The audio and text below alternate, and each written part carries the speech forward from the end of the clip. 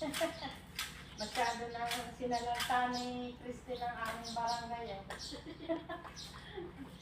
Kaya panay ang hayuda. Panay ang hayuda. Baka nga. Ako ka na yung iba.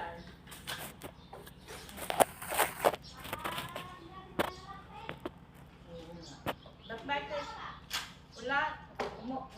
Walang kuryente tayo eh. Hindi na makauwi. Sarado. Sarado doon sa inyo doon. Doon sa may gate. Ginagawa ang kuryente. Doon yan sa inyo. Ay. Puro dahil. May putakti pa dito.